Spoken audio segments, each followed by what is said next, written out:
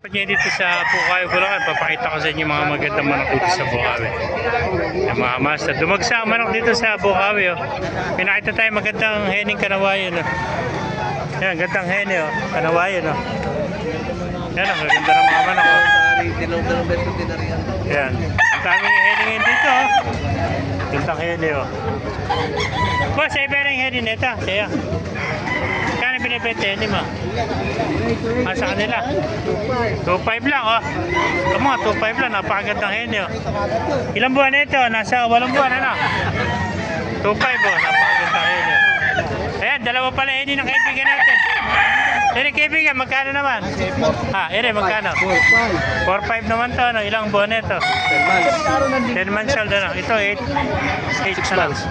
6 months, ito, 10 months. So, 4.5, ano? Gandang hene, oh. Quality hene, mga kapaster. 4.5. 10 buwan. Ito, 2.5 lang, oh. Mukha na kay Gerald, hene rin yan. 2.5 lang, ito mo, napakamura, oh. No?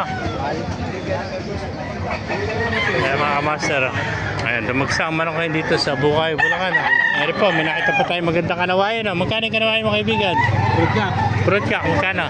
Ibinibenta. Magkano nabili? Labak, nagila pa kayo? Hindi. Palayan. Palayan na, ganito.